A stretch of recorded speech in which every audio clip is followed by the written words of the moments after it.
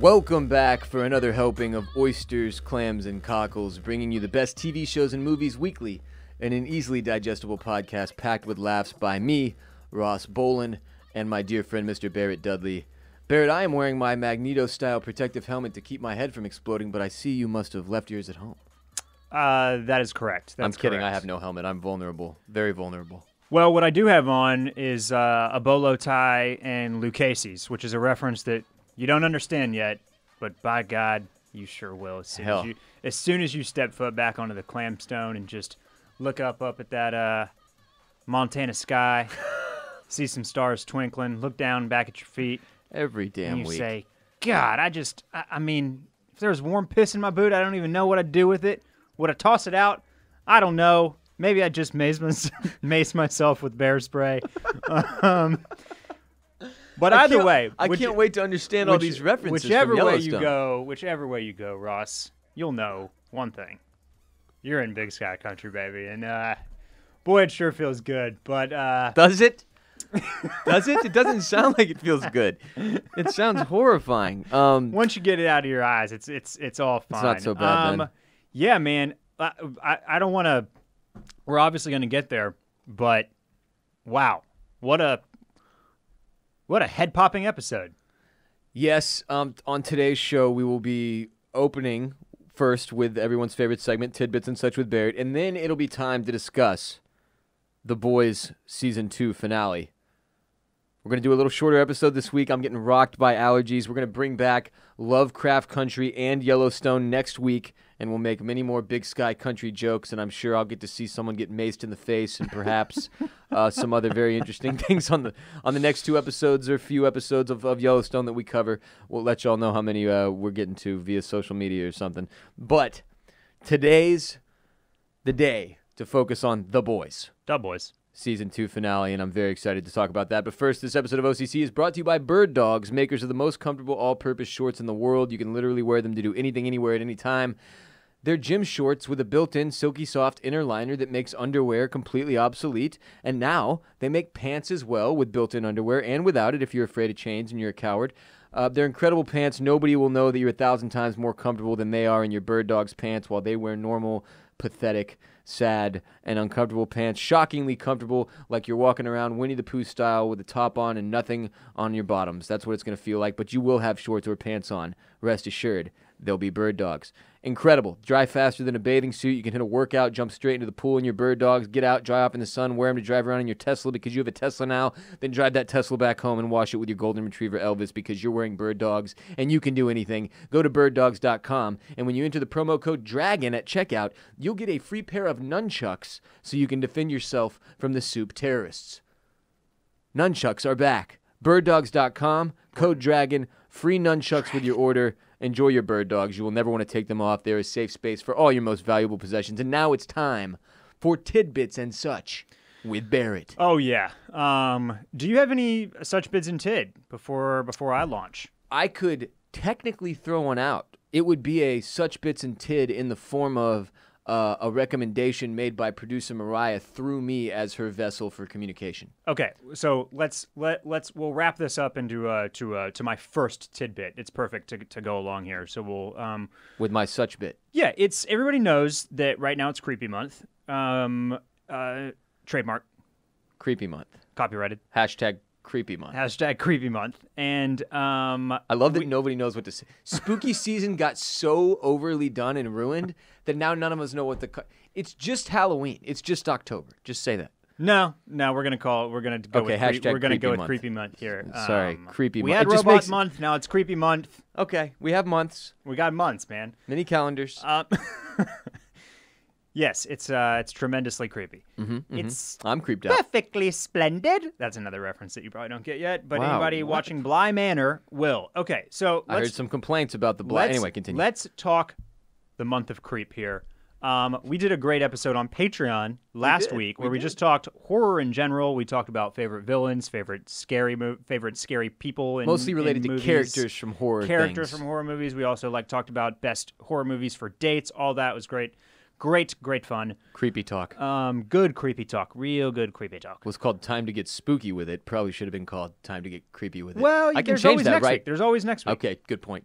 So just to tack on to that conversation, this is going to make you want to go back and listen to the original if you haven't yet, or if you're not a patron. Mm-hmm. We've got a few movies that people in the Discord and producer Myrriah, we have some bonus ones to add on. A couple ones that I wanted to talk about here. Creepy Rex, and ones that probably should have made our discussion last list week on Patreon. So okay. here are some the two. bonus. Here are the two. The first one we remembered right after we walked out of the studio, which is The Strangers. Yes. And The Strangers is a really good one because it packages both like the psychological horror of something that could legitimately happen with a slasher film. Right? Yeah. People randomly showing up in your yard is one of the more terrifying things you can think about. And then having them wear home invasion stuff, man. wear terrifying masks and then break into your house and slaughter you. Very spooky, very creepy. And The Strangers is the one where the guy has it's almost like a giant baseball. The leather of a baseball has been taken off and then made huge to fit over his head almost. Like he looks like a ghost, but he could also be a baseball. Okay. And then the two chicks with him are they're wearing China doll masks, sort of. They're so creepy. They all have the dead, hollow eyes. Yeah. And this is the one, of course, where it's weird. I've spoken a lot to my struggles with getting people to watch horror movies with me over the years. This is one that is often mentioned by people as one that got them out of the genre. They were like, nah, I watched The Strangers and then I was out. I can't do scary movies. I'm way too scared of stuff like home invasions, particularly people who have trouble in alone at night in their house or apartment. Yep. The Strangers fucked them up. So yeah, definitely one that deserved more credit than we gave it. Indeed.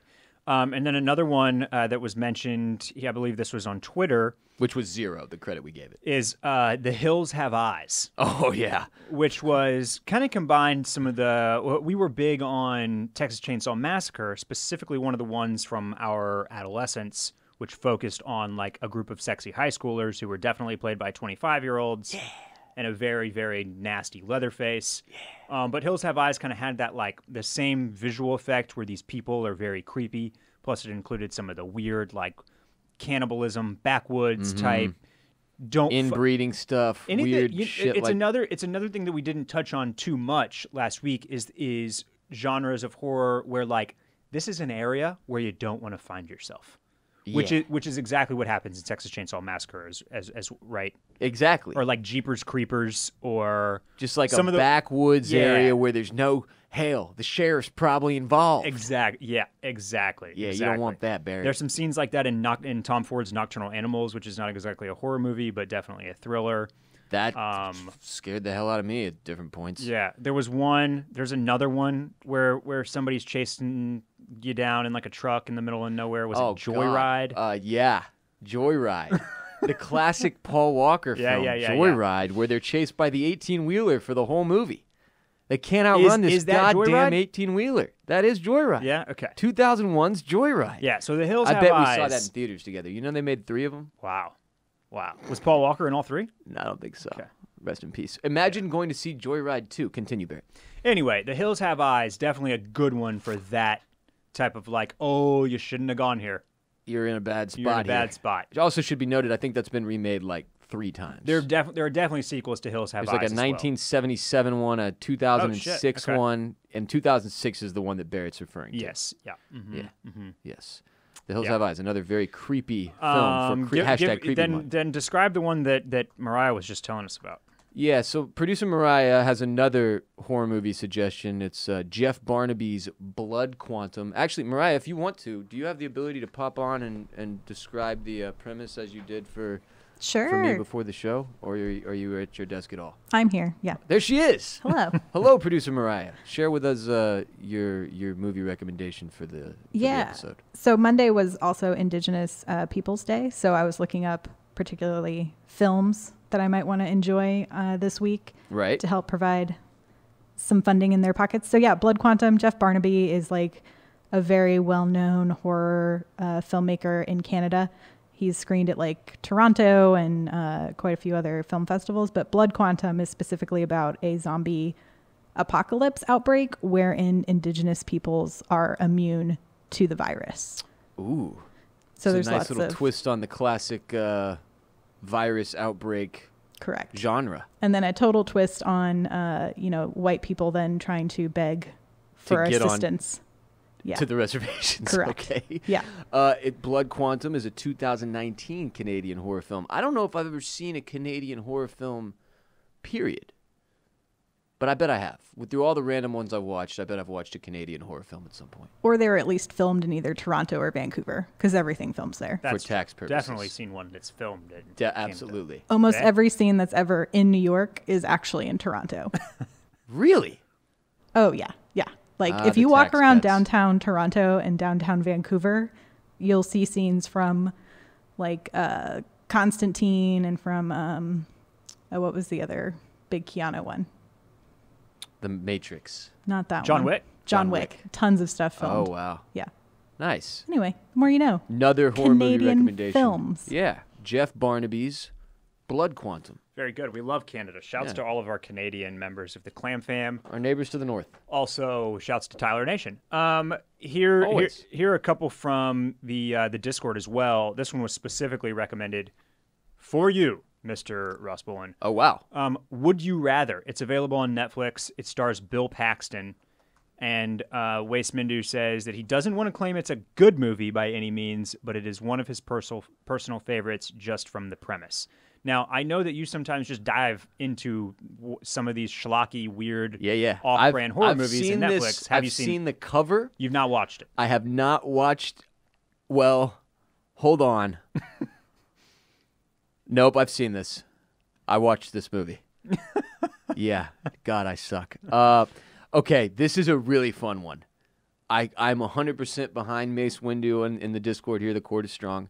Absurd premise and just wild ride. Not going to be for everybody. Okay.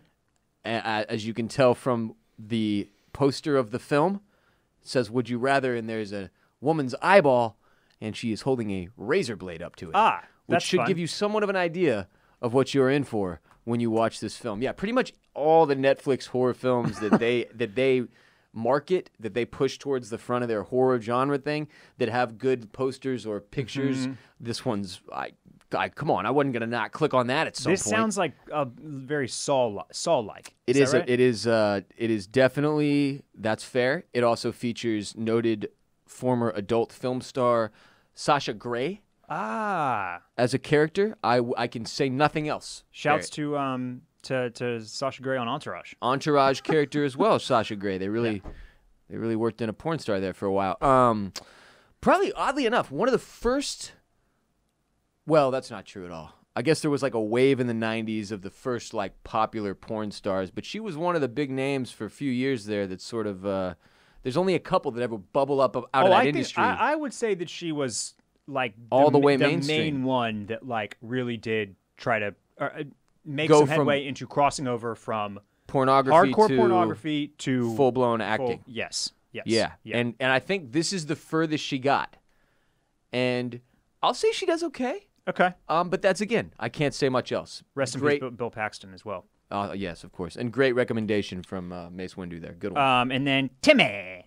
He says that his suggestion is Coherence. It's on Hulu, 90 minutes, and described to him as, quote, the best movie to know nothing about before watching. I know you like that. Boom. You Won't even Google that. it then. Won't Google it. All he can tell us is that it revolves around a dinner party and that it's not horror, but definitely sci-fi / creepy. Okay, so dinner party like The Invitation. Maybe so. It's scaring the shit out of Barrett here. Don't get me started on these dinner parties, bro. Yeah. All right, another great recommendation, one that I will not Google or speak to. Yeah, and then to wrap up here on this this creepy tidbit, I have started The Haunting of Bly Manor. I'm 2 episodes in. Thoughts? I saw some complaint tweets. Okay, not sure what they're about. You can inform me. So through 2 episodes, I will. They were very general. I will once again say that I think what draws me in to this version of a horror movie with Hill House and with Bly Manor already in 2 episodes, is that the story is just extremely compelling. A TV show, not a horror movie, right? Yeah. But I'm calling it a version because it's like, I feel like it's a, American Horror Story has done it, but we don't generally get fully fledged seasons of television that are horror genre. Typically not. It's right? a very difficult thing to attack and gets very repetitive. Even with American Horror Story. I usually watch the first 9 or so, and then there's like 6 more, and I'm out. Yeah. So I think what these two have done really well is, and I think they've helped themselves by like basing the story on actual works of literature. Right. But the story is very compelling. So through these first 2, it's not as scary as Hill House was. Okay. But I'm definitely enjoying the setup. There's a lot of creepy stuff happening already. A lot of different, characters in the mix. You don't know what's what. And then, of course, our showrunner here, whose name is slipping my mind, but he's the master. He loves just putting ghosts kind of everywhere. Mm-hmm. So it's just fun to be watching these episodes and like constantly looking at the peripherals, constantly looking at the edges of your TV screen, seeing if you can see like a ghost or a face pop up or whatever. Some creepy element. So so far I'm very much enjoying it. Definitely some creepy moments, but not as scary as Hill House. I've got a weird bit of information for you, a such bit, if you will. Fans were shocked, the New York Post says, to learn that Haunting of Bly Manor's star also voices Peppa Pig. Peppa Pig, a beloved children's character, also voiced by 9-year-old Amelia Bay Smith, who plays Flora Wingrave in the series. Yes. She's the lead on Peppa Pig, which has been on since 2004. Okay, I thought you were going to tell me that Victoria Pedretti was the voice of Peppa Pig, and that really was going to blow my mind. Yeah, so the little girl in Haunting of Bly Manor is actually Peppa Pig. And just Fantastic. to be clear, obviously it would be strange if this little girl who is 9 has been doing Peppa Pig since 2004. As you can do that math, that's 16 years. No, multiple people have voiced Peppa Pig, my fine friends. Great. Yeah. Anyway, now Peppa Pig is ruined for many of you parents. You're welcome. Well, I'm sure it's all perfectly splendid. That's a. Is that from Bly Manor? It's from Bly Manor. Uh-huh. Yeah. Okay. Okay. Are you ready to move on to some other tidbits? Always. Okay. Tonight, we've had lots of the whole sports scene is getting really, really just absolutely insane. It's out of control. With the NBA stacked here in the fall, and then the COVID football on top of that, which keeps throwing games every which way. We've got Tuesday night By football. the end of the season, I'm pretty sure that we're just going to have had an NFL game on every single day of the week. Which, that piece of it, fantastic. I'm sure the wags out there are thrilled by this. Uh-huh. So Sunday night. Babe, it's Tuesday night football. Sunday we had the golf tournament wrapping up. Uh-huh. And then we had the Astros come on at 6. Yes. And then there was the NBA, the last NBA game. The NBA Finals. The NBA Finals were on. As well as Sunday night football. And then football. Sunday Night Football was on. So it was like quite just a massive stack. This is, I'm sure, one of the reasons why I'm not all cut up on Lovecraft Country. It and absolutely why is you the are reason I'm not cut up on Yellowstone. Caught up on Yellowstone. The way that our particular schedule works out with the shows that we're doing right now, since they don't come out until Friday and then Sunday. Yeah, we get a very small window of time to watch. So it's like I can go home, tonight I can start watching Yellowstone. So that's usually the easiest one to like watch right after we do the podcast, but then the Sunday ones can sometimes stack up, and Sunday was a big thing. Anyways, so another thing that typically doesn't belong in the fall, but is now happening in the fall and premieres tonight is The Bachelorette. Oh, yeah. Which is, as Chris Harrison puts it, the most dramatic season of all time. Most dramatic season. Wow. Yeah. That seems hard to believe. Yeah, and I mean, perhaps the whole house gets COVID. It's always difficult to know because he says that every season, but this time, I just might be inclined to believe him. There was, I'm sure, much chaos. There's probably 2 Bachelorettes. We don't totally know yet. We do kind of know.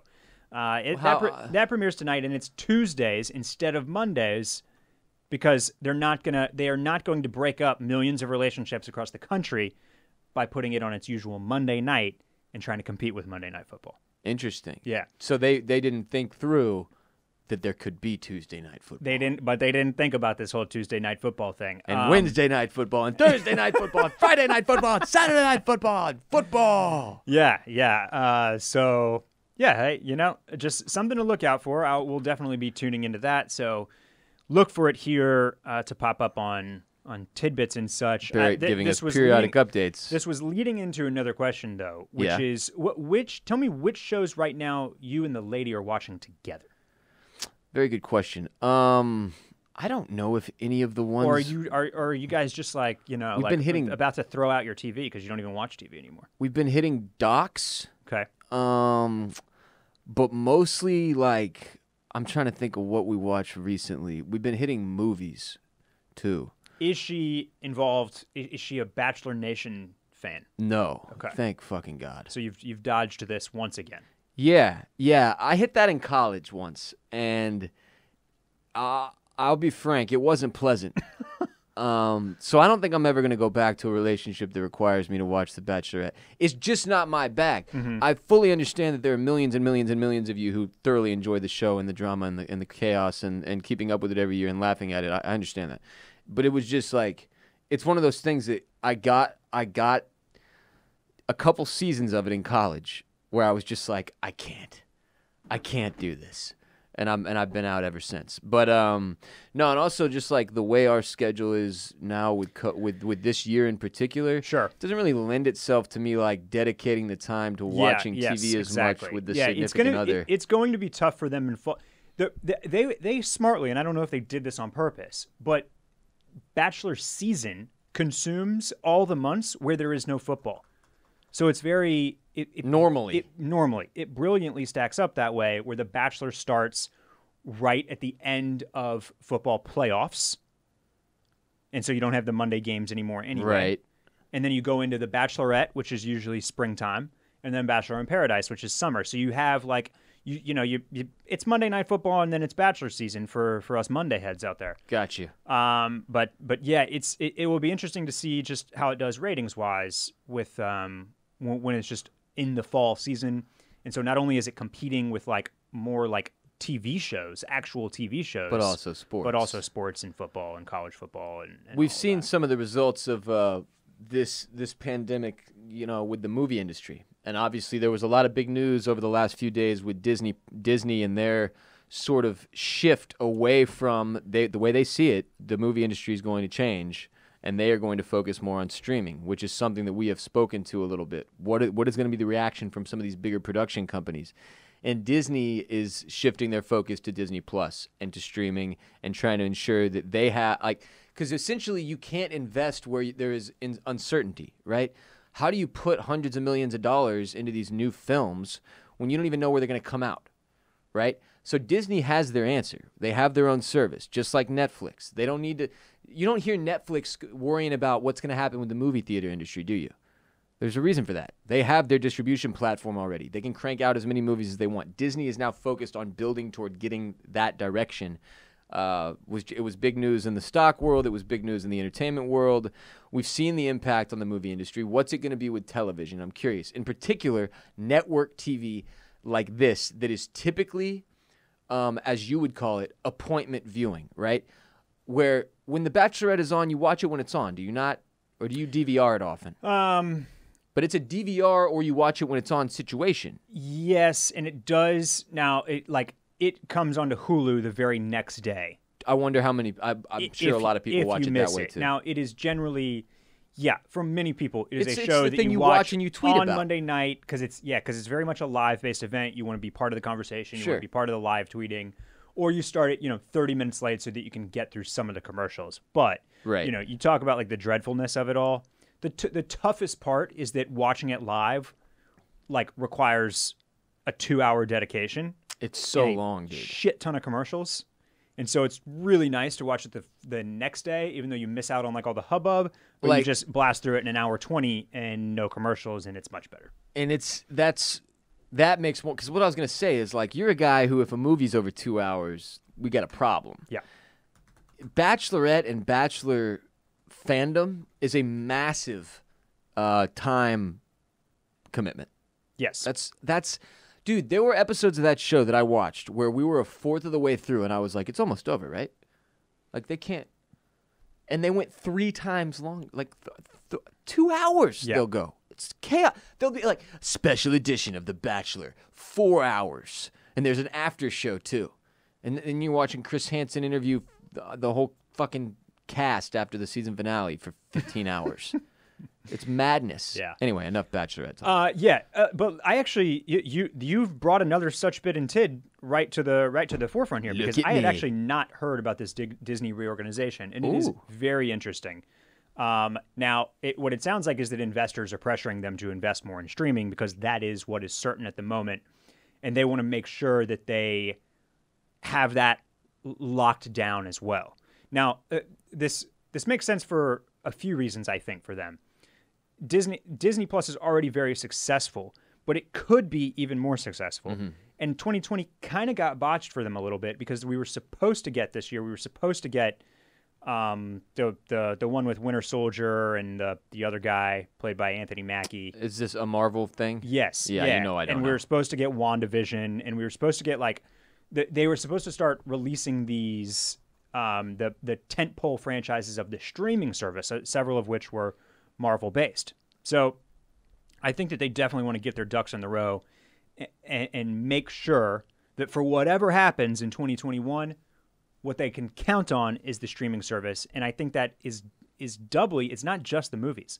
It's because they're suffering so much from the parks closures as well. Absolutely. But I want to come back to this. I've just pulled up the top 10 highest grossing films of 2019. And this is why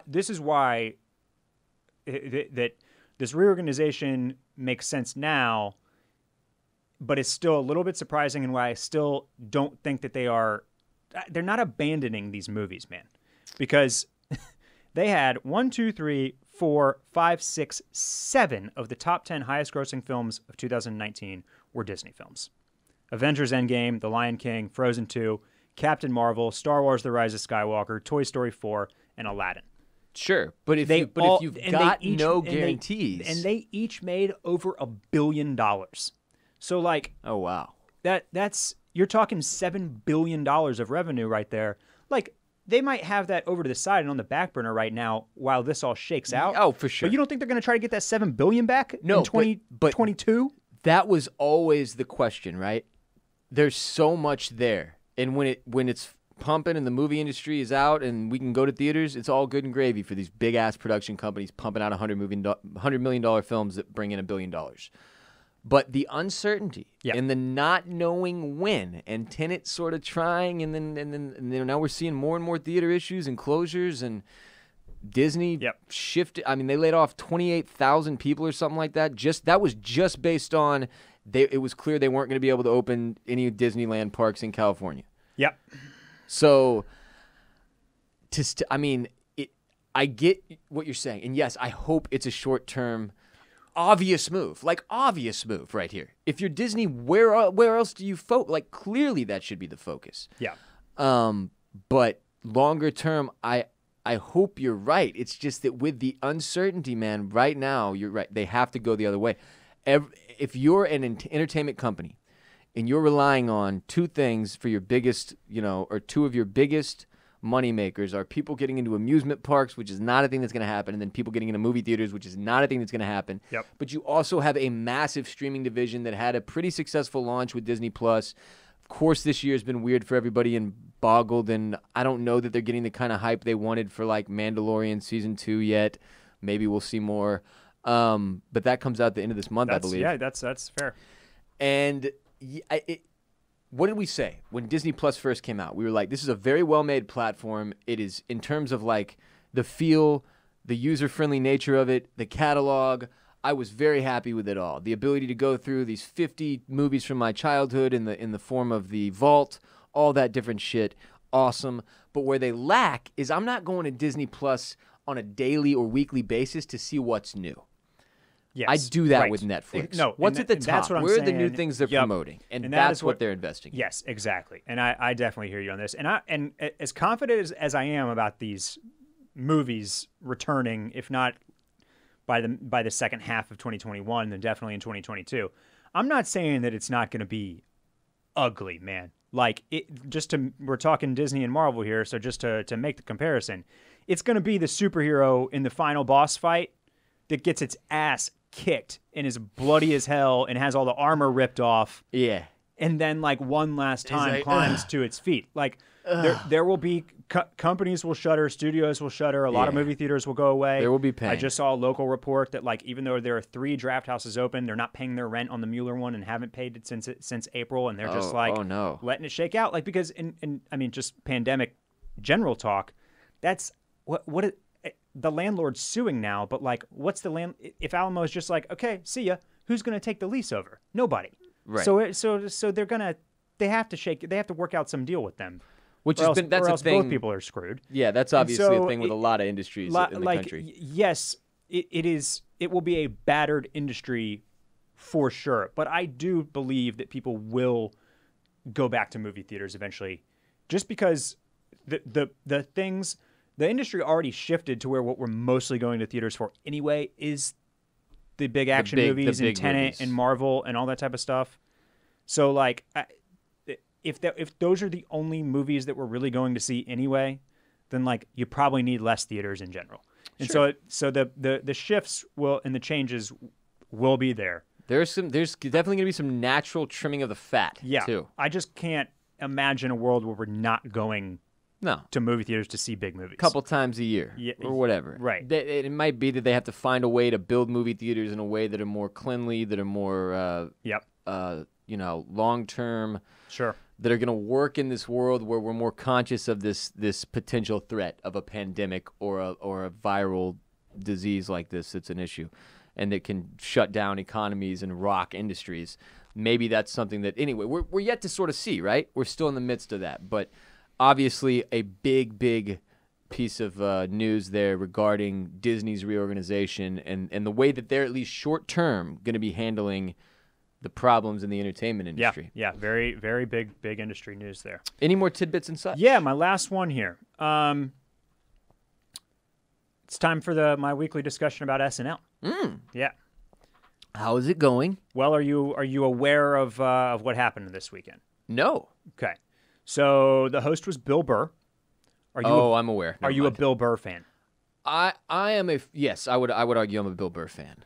Not like a crazy Bill Burr stand-up fan. I'm just in general a fan of Bill Burr in his career. Okay. I think he's a good stand-up. Are you I know you watch more stand-up than I do, but are you like throwing on Netflix comedy specials every now and then? Not as much anymore, okay. But yeah, I watch a lot of stand-up. But just so for me, I would say that, and this is mostly a quick aside here for people that aren't really like invested in stand-up comedy, but Bill Burr, I would probably describe as like your favorite comedian's favorite comedian. He's up there. He is like, I think he is considered a top 5 stand-up comedian. Oh no, he for sure is. Like he right is, now. I don't know, because he doesn't have his own show. I'm not sure that he like has reached quite the same height as Aziz Ansari or Louis C.K. Well, okay, he does Dave TV Chappelle. though. He's just never done. He's also in movies. He's just never his had own show. Chappelle show or the Master of None was Aziz's. Aziz Ansari's own thing. Yeah. But for just like straight up stand up, like he is extremely highly thought of. He created and stars in Netflix's F is for Family. That's one of his TV things. He was Patrick Kuby in Breaking Bad. Had a random role on Breaking Bad. He's been in things here and there. Anyway. Yeah. He was obviously in King of Staten Island, which we watched. Oh yeah. Yeah. Holy shit. Forgot about that. So his whole shtick is that he is this like loud, aggressive, very blunt. Like if Gilbert Gottfried wasn't quite so annoying. New Yorker. Yeah. And he gets up on stage. He yells everything. And he gets real worked up. And he's Bill Burr. White women. And he proceeds to... Shut the fuck up. He proceeds to make fun of everybody. And that's a classic comedian thing. But he typically like tiptoes over these lines and can get away with it because by the end of a segment, usually he has offended every single person in the room. Yeah. So, other comedians that I've seen do that are like Daniel Tosh. Sure. Or, and obviously Louis what happened to that guy? Louis C.K. had some of that as well. But all of these guys push the envelope as far as they can. And Bill Burr fans know very well what Bill Burr does. But then when you have Bill Burr come on and do a monologue on SNL, well, as you can imagine, people were clutching their pearls, gasping, and going to Twitter to scream into the void. Because generally and get very, very offended. He spent several minutes roasting the absolute tits off Karen and just and white women in general, and making jokes about their ability to hijack any and all movements and make them about them. And it was hilarious. It was like a classic. I mean, it was in terms of his stand-up, that was very much, like you said, what everybody who knows this guy expected. But if you were a random white woman in your mid-40s or 50s tuning in to watch SNL on Saturday night and try to take your mind off things, you got roasted hard and fast. And people were very upset. But, the way you're describing it is actually, it's funny because I think you're generally right about the people that did get upset, but really he wasn't roasting Karen. Because Karen is not woke. He was roasting the woke white women, super woke white women who make the movements about themselves, or somehow put themselves at the forefront of it as the speaker for it, or speaking on behalf of it, or in any way acting as if it's their thing. Exactly. Yes. And in doing so, through the insane amount of virtue signaling, essentially, sure. Yeah, are kind of trying to skirt blame at the same time. A little bit, right? It certainly comes off and that way. That was the point of that particular diatribe. You stood by us for hundreds of years. So you sit down and you take your talking to, like we are. Yeah, no, it was a good bit. It was a good, and honestly, if you tuned in for that and you were offended, SNL isn't for you. It's a comedy show starring comedians, and that's how comedy works. Yeah. If you do something stupid, you get made fun of. Well, and I also thought it was like a nice reminder because even though SNL very clearly leans to the left and is put on, by a bunch of Hollywood libs, right? Sure. I guess. Like you just said, they are all comedians at the end of the day. So they have no issue with putting Bill Burr up there and letting him work like that. Yeah. They don't have an issue with making fun of PC culture like they did with the Mafia sketch, which was awesome and hilarious, and really just kind of walked the line between this is the world we live in. It's kind of funny. Also, just respect it, right? It's just really well done. So I thought that this episode was an upgrade from the Chris Rock one. Bill Burr was much better than Chris Rock for my money. I was worried that something was going on with the. This was his first monologue, by the way. His first hosting job. With the rehearsal process, because Chris Rock was so heavily and clearly reading off cue cards throughout. Oh, okay. And Bill Burr was not. There was another sketch called that was like a sports talking head show. Okay. Where it's Bill Burr and Kenan Thompson and Ego Nwodum was the moderator. So you have two black people and Bill Burr was the white guy. And there had clearly been another act of violence, police violence against a black man the night before, and all Bill Burr wants to do is talk about the game and how he beat the pants off in a bet of the of his black co-anchor.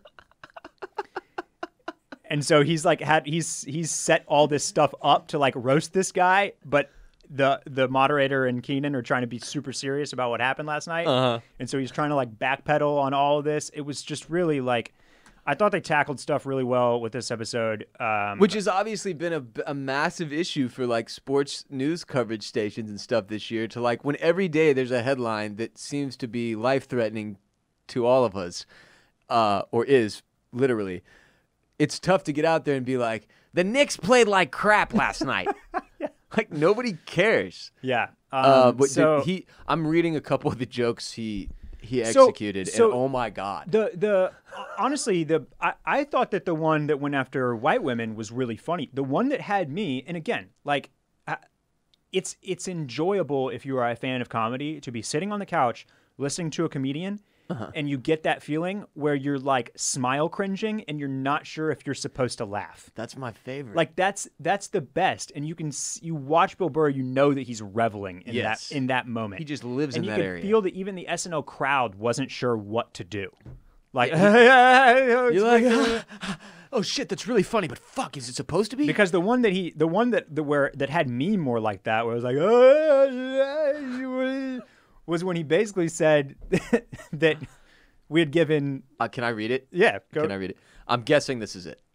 I don't even know, but I'm guessing this is it. The month of June is Gay Pride Month. Yeah. That's a little long, don't you think, for a group of people that were never enslaved? Yes. How'd they get all of June?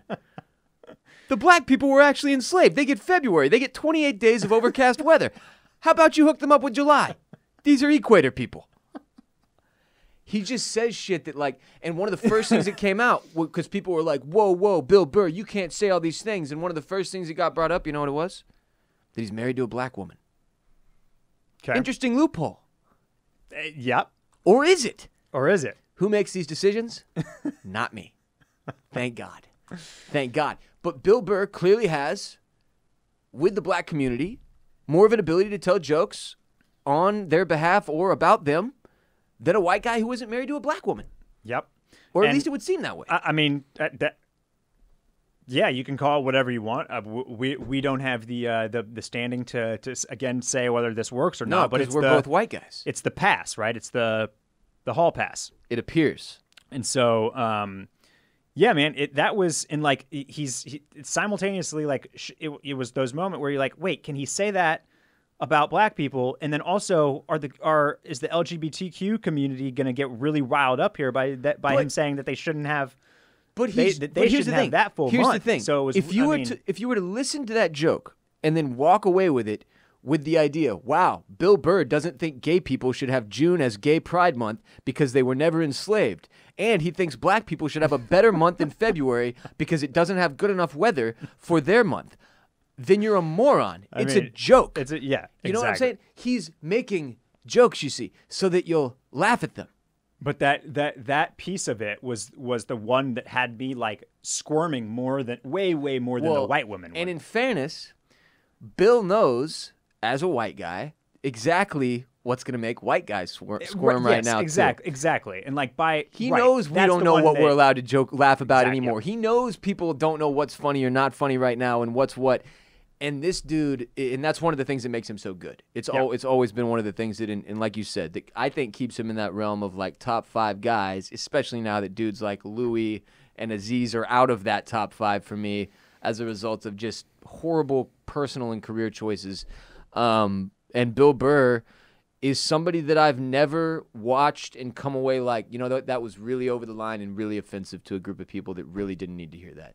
I always feel like his message comes through. Like, at the end, if you don't get it, that's on you. I've never watched his shit and felt otherwise. But, yeah, white women in particular on Twitter were so irate that he trended, which double confirmed his joke that white women can't handle the drama and make everything about them. It was hilarious. Just made it even funnier. But, yeah, a lot of people got upset. Yeah. And again, I would argue that if you host SNL and you do an opening monologue and people are not upset, you're not very good. That's what I would argue. If you're a comedian. Yes. If you're a comedian. Now, if you're a politician or an actor or whatever, fine. Right. If you're a comic, a stand-up, and you host SNL and don't upset people to the point that you're trending, you failed. I mean, if you're that type of comic, just to be clear, like John Mulaney is not going to get up there and offend everybody. Fine. Like, that's not his brand. Seinfeld's not going to get up there and offend anybody. But if you're Burr or Chappelle or one of these guys that like traffic, Louis back in the day before he started taking his dick out everywhere. That is literally the gig, is that you go up there and you push the envelope. Boom. So that wraps it up for my tidbits. That was good stuff. Yeah. Very good. Lots of such. Bits. Yeah. All of the stuff that we love. Let's move into The Boys. Season 2, Episode 8. The finale of The Boys. Season 2 was a wild ride. I kind of want to start off by talking about what you thought of the season as a whole, comparably to Season 1, how you thought they've handled the growth of this franchise, and what we got out of our big character for the season. Obviously, Stormfront was her arc. We sort of foresaw it coming to an end before this season closed, right? That wasn't going to make a whole lot of sense to have Homelander's Nazi 100-year-old girlfriend moving into Season 3 with us. What the fuck? Yeah. I guess for me, I will jump in. I thought they did a phenomenal job of sort of getting us in and out of her story in a way that was crazy impactful and dramatic as hell. Obviously, having Homelander's son, the Butcher's effective stepson, I guess, use his powers for the first time in an attempt to save his mother's life as Stormfront was choking her out up against a tree, and he accidentally nicks her carotid artery while taking out Stormfront in full-blown Darth Vader fashion, where she's got no legs or arms or really skin left after the fact, and she's just left there muttering in German for several minutes. That was insane. I think another thing I had a real problem with during points in this season was the kid's storyline. I was sick of Homelander's damn kid. What are they going to do with this freaking kid? I've had enough of this kid. Stop bringing the kid up. I don't care. Well, now I care because that kid is crazy powerful and is clearly going to be a big part of what happens down the line, I think. Leaving that piece of the puzzle. The Butcher's whole deal being that his wife has been raped by the Soup, the most well-known Soup in the world, Homelander, been made pregnant, been taken by Vought, been put in this place to raise this child. That was his whole thing for his reason for being the leader of the boys, basically. And then to watch him throughout the course of the season, end of season 1, he obviously finds out she's still alive. By the end of season 2, he's lost her again. And I thought Butcher, as the guy who plays him, did such a good job capturing the rage. He's about to kill the kid when Homelander shows up. He has picked up an object to go take out the kid. Because as we know, he sees Soups as a threat. And in particular, a Soup that just murdered his wife and love of his life with the force that he did. He sees that as problematic, obviously. And a Soup that has the same exact powers as Homelander, if not more. We don't even know. Right. But clearly has the laser eyes that Superman had, that Homelander has, at a minimum. And yeah, man, it's just they did and what was the other question we had? Who's popping the heads? Yeah. Well, we found out and we didn't. Because we see the person, right? We don't know who that is, though, do we? Are you kidding? Oh, it's a massive reveal. I'm sorry. The huge reveal after we see the person is that it's the running for senator, running for. It's the woman. It's the congresswoman who has been after Vought the entire season. Oh God, I didn't really realize that. What has she been? How has she been after Vought the entire season? Remind me. She is the one that the entire season has been on TV talking about how they cannot let Vought give out Compound V, how the Soups are bad, how everything that Vought is doing is corrupt. She is the anti-Soup politician. And she's a Soup. She's the one giving the speech when Homelander comes down and steals the mic from her. Oh, totally forgot about that. She's the one that is leading the charge in getting and holding the congressional hearing to have people come forward and take down Vought. And then popping the heads at that hearing. She is the good. She's our, we're just calling spades here as far as the as what's happening. She is like the Democratic congresswoman that is after this massive corporation for all of their fraud, corruption, fear-mongering, everything that they're doing that's dangerous, has been on the screen all the time, on the news programs, talking about Vought. She's been, she is the big anti-Vought ally. And then it turns out it's revealed that she's the one popping the heads. Literally the one popping the heads. Perhaps on behalf of Vought. And is a Soup and is tied and is working to with Mr. Edgar. Yeah. I'm assuming, right? Yeah. Okay. So in the end of the season, we obviously see the setup for next season, which is that Huey goes and wants to work for her. Huey's trying to, as he repeatedly says... She's now been appointed. There's a new congressional committee, which she is the head of. Which is the Soup regulation, relations and regulation, or whatever they said. And Huey is trying to get out and go stand on his own 2 feet, away from the boys. He makes it clear to Starlight he does not mean away from her. They're all good and gravy and dating again and in love, it seems, going into season 3. But he has found this job, or gone in and asked for this job from this woman who has been the face of anti-Soup politics all season. Yep. And in the end it is revealed she is the soup popping all these heads. As she pops, whose head was it? It was late at night, if you can't tell when I was watching this. Whose head was it that we see her the pop? head of the Church of the Collective, who we also learn was Vought is the same as Vought. The Church of the Collective is tied very closly with Edgar, very closely to Vought, making moves with them, doing things in conjunction with them. And in fact, that dude was the great grandson or grandson of Frederick Vought. No shit. Or the head. Missed that. The guy who was Stormfront's husband. The Nazi. The big Nazi that started the whole company. Not great company history, Vought. Not sure how they get any shareholders, frankly. But yeah, so she pops his head off. That's when it's revealed. And when they first showed her, I was like, ooh, who's this soup that I've never seen before? And I'm an idiot. And then immediately afterwards, we had the big reveal, and then my brain was just playing catch up a few minutes ago, and now we're here. But yeah, so Huey's in a weird spot because he's trying to get out of this soup. He's trying to get out of the direct, like, the underbelly of soup politics and fighting. And he doesn't want to be a part of this, like, ragtag band of militia. The guerrilla warfare, militia style. He doesn't see himself as that guy, right? And frankly, he never really fit into that world, as he puts it. And this makes more sense. It's just Huey can't catch a goddamn break. No.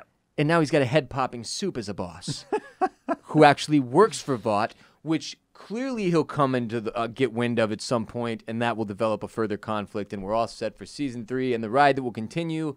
Mr. Edgar, much more seemingly malicious in his all these different sort of pieces he's got moving compared to Season 1's head of Vought that we dealt with, who I guess her head didn't explode. Madeline eyes Stillwell were melted out of her face. Yeah. By Homelander. Homelander also masturbates atop what was that? He's just on top of a massive building in the city, looking out over the city, jerking off stalefish, saying I can do whatever I want, beating off to his own ass.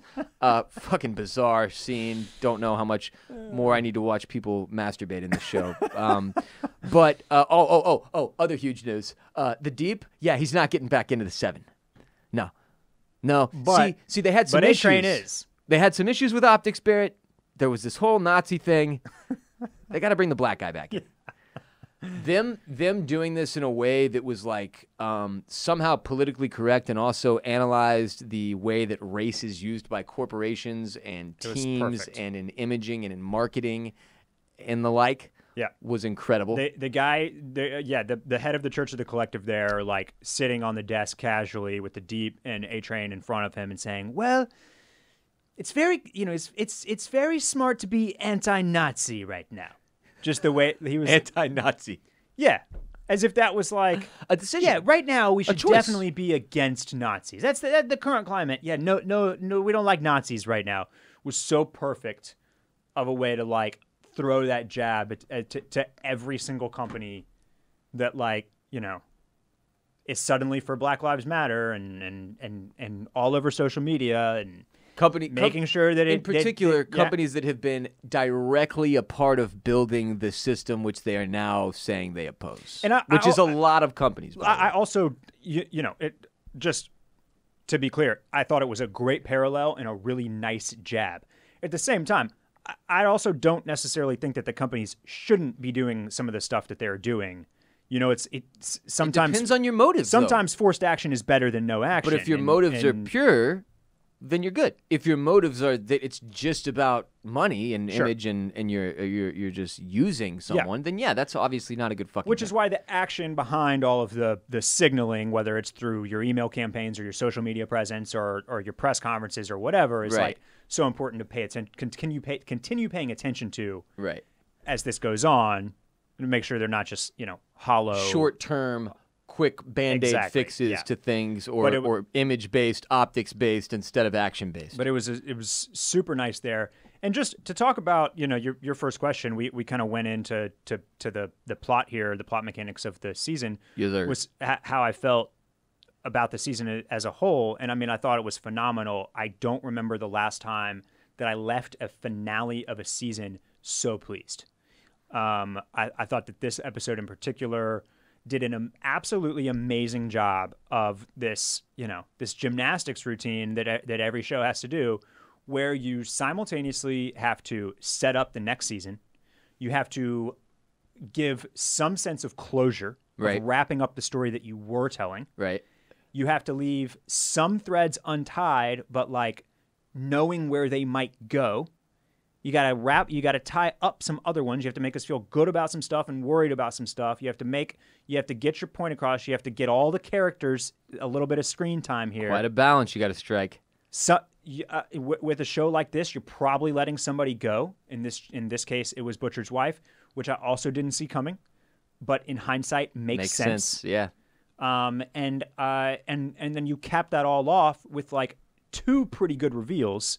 The Church of Collective, which we were pretty sure had something to do with Vought anyway, and then the amazing reveal, which I absolutely did not see coming at all, that this congresswoman is a soup who's popping heads. Was the one popping heads. That was crazy. I would throw out, like, this isn't really a reveal, but A-Train being the one to bring them Stormfront's file so that they could leak it, because he overheard the conversation between Alistair, the chairman of the Church of the Collective, and Edgar about who should be brought back into the Seven and why. Obviously, them being racist and him being like, fuck these people, and going and leaking her file is what led to the entire rest of the episode. Very, very, very big. Just because it's another thing. A-Train is... The Seven is no longer what it was in season 1, right, Barrett? That felt like a dangerous unit with a leader that was all on the same path. Yeah. Now it's all scattered all over the place. Starlight's basically in the boys, but Huey's not even in the boys anymore. The Deep has been off in this weird church. He was going to get back in. Now he's not. His weird wife doesn't even give good blowjobs. The A-Train is back in. Yeah. It's we got guys lighting themselves on fire. It's just there's no cohesiveness to the Seven anymore. Stormfront was a Nazi. She goes out like Darth Vader. It's a mess. Homelander's masturbating on the fucking Eiffel Tower or something like a psychotic Godzilla. Or King Kong. A couple other really good moments, like when Homelander has made the deal with Maeve essentially to let Butcher take the kid and send the kid off essentially. So he's in exchange for not airing the video of them murdering a plane full of people. Zooms in on his eyes, and I don't know if they were like, okay, we're clear of your mouth, now just focus on doing nothing but crazy eyes, or if he was just that good at like giving the speech and also making his eyes crazy. That was super I had intense. this thought: is this always what his eyes look like? And I think it is. And you already mentioned how good Butcher was in many of the anger in the last scene where he's fully enraged. But also just like the goodbye with Rebecca when he decides not to like set the kid up, basically, right, was great. So major props to Carl Urban, who, but like by the end of this season, I was not having the like thing where I was like, he's doing the Johnny Depp. You know what I mean? Like, by the end of this episode, I'm not making fun of his accent. He slowly began to really like establish this character in a new light, whether it was through everything he's been through with his dad and the loss of his brother Lenny, and then this super complicated relationship with his wife, who he thought was dead and now desperately wants back, but she has this kid that she loves, but the kid is Homelander's who raped his wife, and like he's dealing with so much. I thought he nailed it. Which is like you Kimiko, Maeve, and Starlight beating the shit out of Stormfront was a fun girl power moment. A fun girl power Kimiko not being Office dead Space moment with a person instead of a printer. Nazi person. People forget that Kimiko kind of hard to kill because she can't die and all that. She just mends herself immediately. See, I'm an idiot who forgot she was like full blown Wolverine, and when Stormfront snapped her neck, I was like, well, this is horseshit. Fuck this season. Yeah, I was shocked by that, but then they like show Frenchie, who doesn't seem that concerned, and then I remembered in season 1 where she also dies essentially from like a massive gut wound. Yeah, we've been here before. And I was like, oh yeah, she can heal herself pretty instantly. Yeah, she's good. Yeah, she's good. So I mean, all in all, just really incredible. Hey, and I even thought the Fresca jokes, Barrett. So many good Fresca jokes. Fuck Fresca. Last week we had a lot of questions about the violence. At this point, we watch our man at the Church of the Collective pop his Fresca and then get his head popped. And I was wondering if they were almost playing it for laughs last week. Mm-hmm. That one went fully like I felt like that was a black comedy moment. It was definitely like a dark comedy moment. Yeah. He literally the Fresca and then his head explodes. Yes, and the blood is everywhere. Everywhere. It is coating the windows, and it is like, dude, the episode clearly opened played for like with the 15-second, like, it wasn't the last time on The Boys, but it was all of the random violent things. Yeah, it was. Yeah, and I was almost like, did everybody get that intro, or just why did I just get the gratuitous violence intro? That was bizarre. I mean, this like the really fun part about this show, just looking forward to continuing it in its season, is that despite some of the things that it has to stick to by being a superhero franchise, like, we've got our 7. Homelander's not going anywhere. Stormlight's not going anywhere. Huey and Butcher probably not going anywhere. You know, it's like it. So it does have to deal with the whole like good versus evil thing, and that's not really changing. And we've got long-running bad guys and long-running good guys, and there's never, like, they just kind of keep getting little wins and topping each other, but there's never really any type of conclusiveness to the victory. Mm-hmm. That's all fine, because when you compare it to a superhero movie from Marvel or DC or whatever, you're typically getting like a few main themes, right? Like, it's good versus evil. It's redemption versus, like falling from grace and corruption, and it's society is good is largely good, not largely bad, and like absolute power corrupts absolutely, with like your Thanos thing, and some of the ideas behind the Thanos, like, well, we have to control the population, like, it's basically, it's very black and white, good versus evil, redemption versus fall from grace, right? You know what I mean? Sure. Like, they're Disney movies. They're generally, they got to make $1 billion worldwide and get every 13-year-old in the movie theater. So they're not going to. It's what made Watchmen so interesting. Yeah. It's what makes so with the Watchmen Boys and the so Boys, it's so good because they can go so much further and use a really ripe storytelling technique with these superheroes and with comics to talk about so much other stuff. And I thought one thing that kind of stood out to me the last couple of episodes here was the relationship between Homelander and Stormfront. And because I thought it kind of paralleled how people view leaders sometimes in our own society, where you never really got, you always got that sense from Homelander, like when Stormfront, especially when she starts talking about white genocide, where he's like, yeah, he makes a face like, yeah, bitch, I don't know about that, but I'm gonna let you keep talking. Yes, exactly. Like he's in this position, right? We hate Homelander. He's a bad dude. He's killed many people in front of us. Pretty much pure evil. But even in the face of like this Nazism, he questions it. He's questioning it, and yet he knows that what Stormfront is doing is good for his bottom line, right? It's overall good for his brand and for what he wants to achieve. And I feel like very, very, very much so that's the relationship that people have with their own leaders in this country. Sure. Is that even when you disagree or think, man, this is really horrible, or this is a bad person, but I think what they're doing is going to benefit me the most. Yeah. And so I'm not really going to say anything to like change it or correct this behavior. I thought that was a pretty direct parallel. So I thought that was really, really well done, because it was between these two superheroes. So it's not a direct apples to apples comparison, but it worked. It worked really well in that way. And they were able to find other ways to do that too. The how to survive a supervillain attack at school. Oh, that was, yes. And obviously incredible parallel to to making comparisons between some of the issues we have in our country. We're the only ones that can save you. Yeah, basically. Hey, and that parallel of, look, there's this problem with soup terrorist attacks. You know what'll fix the soup terrorist attacks? More soups. Hey, we've got problems with gun violence. You know what'll fix all this gun violence? More guns. It's parallels like that the show is able to draw that are incredible and that make it so layered and so much deeper than you really realize. Also, really nice visual in that little PSA video with all the kids behind their desk and the teacher just sitting there with a gun pointed at the door. Like, yeah, that was fucking nuts. They hid a little, I guess what you call like a Easter egg in one of the news reports. There's a footnote that says when the Stormfront is a Nazi, TV stuff's up on the screen. NYPD, credible lead ties Stormfront to Jeffrey Epstein death. Yeah. So they work in good shit like that too. They do. Oh God. I asked how much we would see Giancarlo Esposito we didn't see him much in this season. We saw him a little bit more in the finale. We got some great lines from him. I can't lash out like some raging maniac. That's a white man's game was probably my favorit from him. In luxury, this, right? White man's luxury. I think game. And but yeah, meaning the same thing. I'm very much looking forward to seeing how they can use him more in season 3. How he's so clearly, like you said, Madeline, what was it, Stillwell?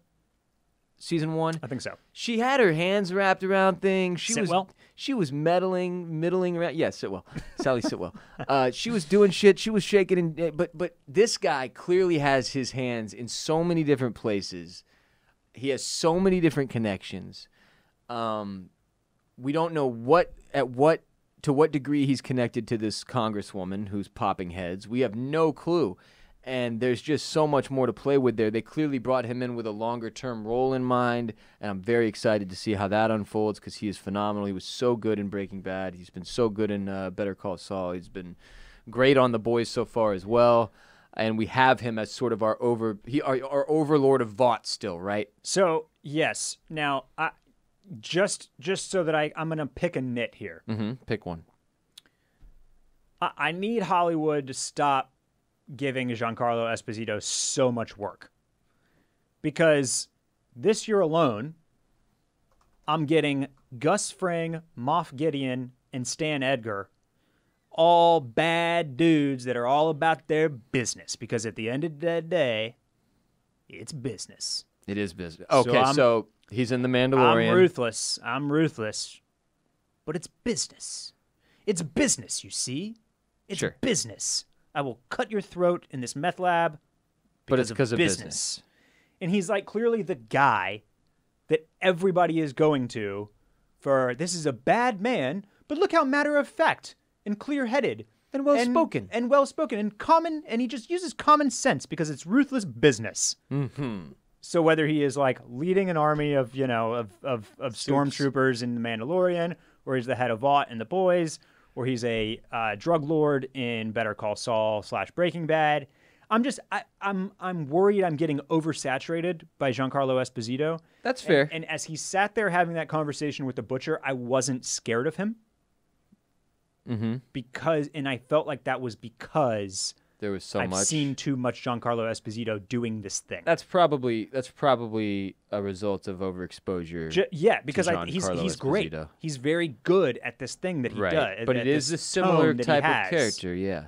But when I get it in 3 shows over the course of a year, right? Like it's a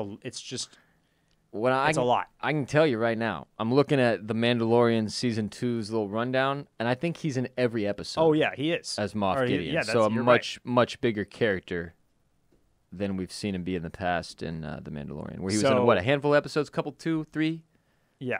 Now fights with the Mando at the end of season 1. Yeah, only towards the end, maybe even 1 or 2. Okay, yeah. 3, maybe. Well, anyway, gonna expand upon that, obviously. And also, no shame in that game, Giancarlo. If you're listening, like stack that paper, baby. Oh, like, for sure. Don't not on you. It's not on you. I just, Somebody needs to shake it up for you a bit. That's all. Yeah. Somebody, not you, not on you, not on you. Was he in Westworld? What is this credit up for Westworld? El Lazo. What? That cannot be right. Hold on, we're gonna have to close out with this this note that as I look it up really quick because El Lazo. Nope, never mind. That was definitely him in Westworld as El Lazo in episode 2 of season 2 titled Reunion. Oh yeah. Any other thoughts on The Boys? Again, I thought it was a phenomenal second season. They did a good job.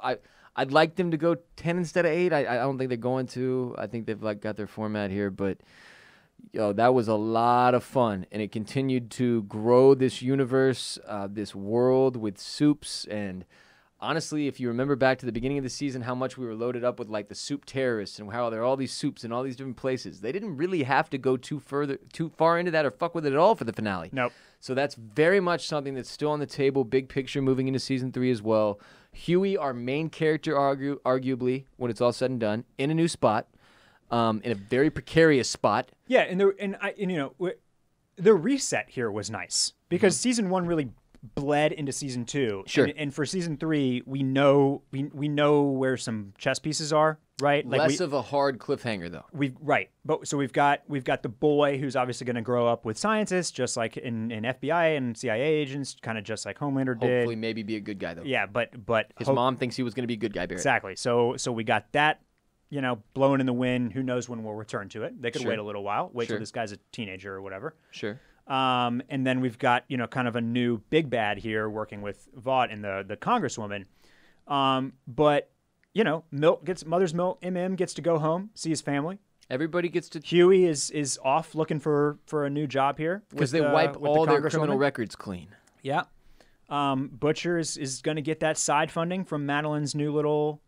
Yep, to become the head deal. of something or other. Which, if you remember, back when the boys first began, it was because these guys couldn't all return home. They all had warrants. They all had criminal histories, insane terrorist labels on their heads and shit and such with the government, right? So all that finished out, closed out that arc of season 1 for the boys. I'm going to give you a prediction for season 3. You ready for this? I'm ready. Huey. He's going to have to get back together with the boys. Yeah, I think Huey's probably going to be part of the boys. Because, see, the thing is that Huey, he's one of the boys. He's in the boys. He's in the boys. You can't leave the boys once you're in the boys. Everybody knows that. It's so silly to try. But looking forward to how it goes. Seeing how it goes. Definitely, man. I don't know when this is. This is probably not getting season 3 next year. It has been the way confirmed things already, are going, though. But very much looking forward to when this eventually returns. Has been confirmed. Season 3. Yeah. Big news. Big time news. Very fun. Great stuff. And that will do it. Da Boys for today's episode of OCC, produced by Myrriah, Gossett, and Mike Moody Garcia of Permanent Record Studios in Austin, Texas. Huge thanks again to our sponsor today, Birddogs. Go to birddogs.com, use that code DRAGON, get you those nunchucks to defend yourself from those soup terrorists. And remember, next week we will be back getting caught up on Yellowstone Season 2 through probably episode, I don't know. Did you watch through 3 yet? I did, yep. So probably through 5 if I had to guess. 4 or 5, somewhere in there. 4 or 5, somewhere in there. Also, Lovecraft Country, we will be caught up all the way through next week's episode as well. Come looking forward to talking about those 2 things next week. If you want more OCC, obviously we do our 1 episode on Apple Podcasts and Spotify and SoundCloud and YouTube.com/BolinMedia every week. We also do 1 ad-free, a premium exclusive edition of this show that drops on Patreon.com/OystersClamsCockles 4 times a month. And you can join one of several tiers. If you join the Mollusk Militia, you'll get 4 additional ad-free, premium, exclusive episodes of OCC each and every month. If you join the Crustacean Nation, you get 3. If you join the Wiretappers, you get 1. There's a couple other ones as well. Go to patreon.com/OystersClamsCockles. Support our podcast. And Wiretapper. And Clam Fam for life. Yeah, follow us on social media. We're on Instagram at OystersClamsCockles. We're on Twitter at ClamsAndCockles and Facebook.com/OystersClamsCockles. I am Ross Bolin, and you can follow me at WRBolin, at WRBOLEN on Twitter, Instagram, and Snapchat. I also do the Ross Bolin podcast, which is a comedy and humor show focused on mental health, current events, sports, music, and more. On our most recent episode of which we interviewed presidential candidate Joe Jorgensen, the Libertarian nominee for President of the United States in the 2020 election, who is the only candidate on the ballot in all 50 states that's not Joe Biden or Donald Trump. So give episode 339 of the Ross Bolin podcast a listen for our special interview with Dr. Joe Jorgensen, the Libertarian candidate for President of the United States in the year of our Lord 2020. It was a very fun interview, and I'm very thankful to Joe Jorgensen for the time. The Ross Bolin podcast is available wherever you listen to Oysters, Clams, and Cockles. Mr. Dudley, where can we hear more of your voice and also follow you on social media? What about your Twitch stream? Are you like? I'm a Twitcher for are you sure. Like doing Twitches with Ninja and like, are you a Twitch celebrity? Me and Ninja, we don't really talk as often as we once did. I think we tweeted at each other once back in like 2018. Who is the biggest person on Twitch going? Like now? Who's #1 Twitcher in the entire world? I wouldn't even know the answer to that. But it's like one of those... You got to know the market, Ross. Like Nick Merckx is definitely one of the biggest. I'm looking at him right. He's got 70,000 people watching him play Call of Duty right now, Barrett. Wow. That's more people that have ever watched me do anything. That's something. I've never heard of Nick Merckx, but... He's a really fun guy. Yeah. I thoroughly enjoy him. Yeah. Okay. Yeah, Well, big fan. there He's you go. definitely one of them, but there's a lot. There's like, we've got a couple of Austin guys who are huge on Twitch. But for those of you who are unaware, these big dudes, the Nick Merckses and the Cypher PKs of the world, they make like more money than your favorite athlete. It's stupid how much money they make. Absolutely insane. Anyway, twitch.tv/BossRollin, which is Ross Bolin with the B and the R reversed. I go live a few times a week playing Call of Duty and Fall Guys and Among Us and such with Bolin Media podcast listeners and supporters, including members of the Clan Fam who have come through and played with me. So appreciate all y'all for coming through on twitch.tv/BossRollin. And thank you for asking, Barrett. Yes, you can follow me at Barrett Dudley on Instagram and Twitter. Also, you can follow the Club Cool podcast on Instagram at Club Cool Pod. Listen to it wherever you're listening to oysters, clams, and cockles. Just go into the search bar and type in Club Cool. Club Cool. Hit that follow, subscribe button. You can do it. Leave a review, 5-star rating. And that would make me, boy, just as happy as... Hell, Barrett, how happy. Stan Edgar, not Vaught. That would just make me as happy as Stan Edgar sitting in his favorite restaurant, having Myrriah whip up some of those delicious, what were the pastries called? Let's just, some of those, Don't hook me on the line for this pastry. some of those little puff pastries that Stan Edgar loves so much. Puff pastries. Yeah.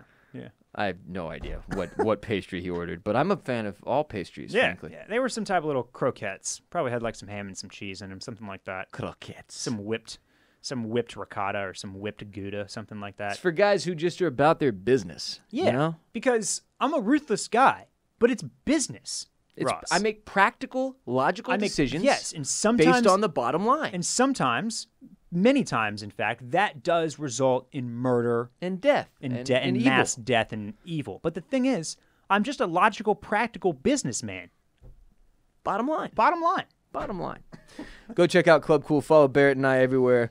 And until our next helping, goodbye, friends.